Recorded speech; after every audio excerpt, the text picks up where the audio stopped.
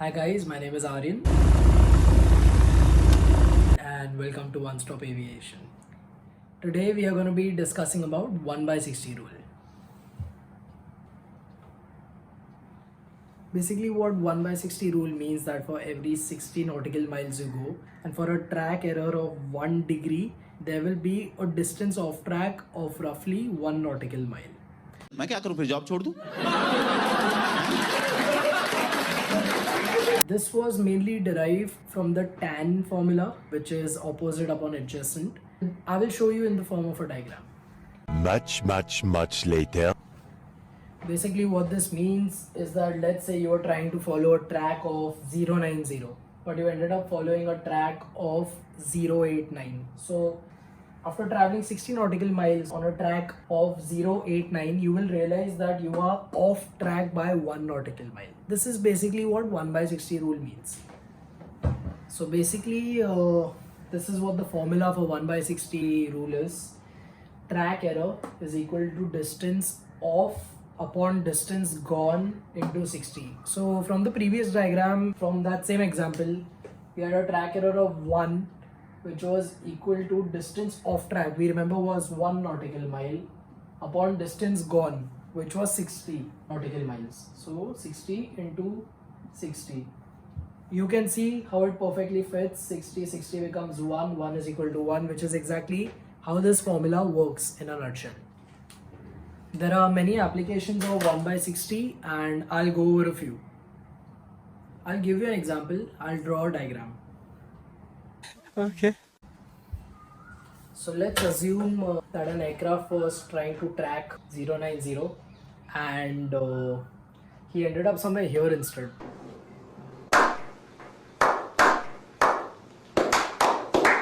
He was experiencing a track error of 3 degrees. So if he wants to know his distance off track, okay, so we can use that by the formula I told you earlier. So that's going to be 3 is equal to distance off track, we don't know, upon distance gone into 60. If you do this, it basically comes up to 5 nautical miles. The value of x, which is 5 nautical mile. Now let's say he's committed to go to B only, obviously. So in this case, how to continue the sum? So as I've written here, the total distance from A to B is 300 nautical miles and this chap has only gone 100 nautical miles.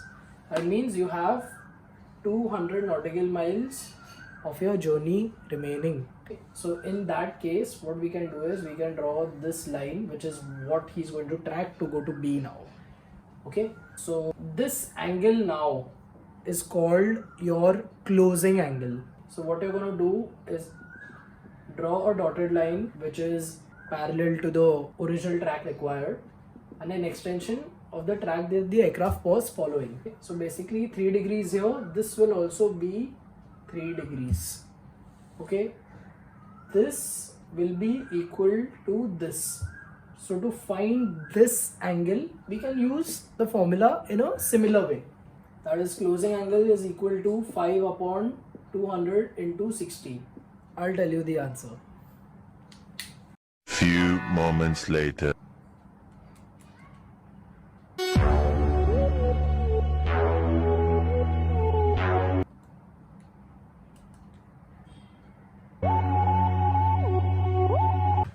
It's basically 1.5 degree.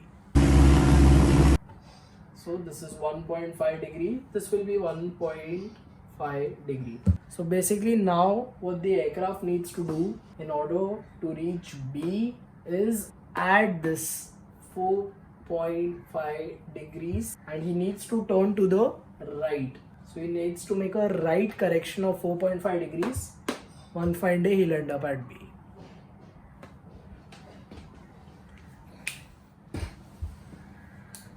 1 by 60 can also be used when talking about ILS. For example, you're on a 3 degree glide slope and let's say you're so many nautical miles out. So how high you should be. Okay, I'll draw an example and I'll show you guys. Yeah, so as you can see, that this is where the runway is. This is a 3-degree glide slope, which is what the aircraft should be descending on. Let's say he's 5 nautical miles out. So using our formula, we are going to do track error is equal to distance off track, we don't know, upon distance gone or to go, same thing, into 60. 3 days later. Music. Basically it comes to 0.25 nautical miles. Obviously this is not the unit we talk in, so we're gonna convert nautical miles to feet. FYI, 1 nautical mile is equal to 6080 feet. Using that, convert 0.25 into feet, which will be equivalent to standby. He should be at an altitude of 1520 feet. This is also how 1/60 comes in use when talking about ILS. Since we're talking about ILS, I'll also tell you guys how to calculate rate of descent, because why not? So the formula to calculate rate of descent is rate of descent is equal to glide.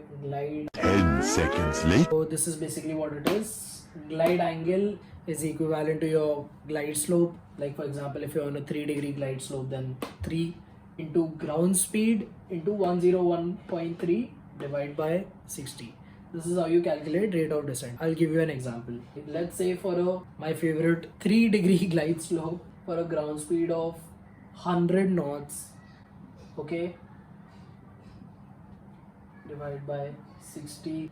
This should give you an answer of 500 feet per minute. This is the required rate of descent on a 3-degree glide slope with a ground speed of 100. What they can ask you in the exam is that, how much would you increase or decrease your ground speed in case you have a 10 knot headwind, 10 knot tailwind. So I'll just tell you how it works. It's pretty stupid. So in that case, let's take similar numbers. This time the TAS was 100, okay, true airspeed, and your wind component was 10 knots of headwind. So when you have a 10 knot headwind with a TAS of 100, obviously it means your ground speed is going to be 90 knots. So you will now do 3 into 90 into whatever. You'll get the answer as 450 feet per minute. So as you can see, originally you were getting 500, but now you're getting 450. So you're going to reduce your rate of descent by 50 feet per minute. You were doing 500, now you're going to reduce it to 450. Okay. If you have a tailwind, make it 110, and then you'll find the answer. It'll be 550 knots. Correction, 550 feet per minute. क्या बोल रहा है लड़का? कुछ भी. So that's basically how you do rate of descent sums. Is that stupid? Another very nice use of the 1/60 rule is to find your time to a station and your distance to a station. I'll tell you how. Okay, in this example, as you can see, there's a VOR. That's the airplane. These are the radials. One of the radials is 270 degrees and the other is 300 degrees. TAS is 100 knots, obviously. Our time is 10 minutes. Okay, so there's a very nice formula. Time to VOR. अबे जल्दी बोल, कल सुबह पनवेल निकलना है.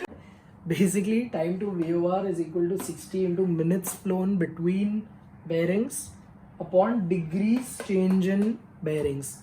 Okay, which in this example will be 60 into minutes flown between bearings is 10 minutes upon degrees change in bearing. So 270 and 300, simple math, 30 degrees.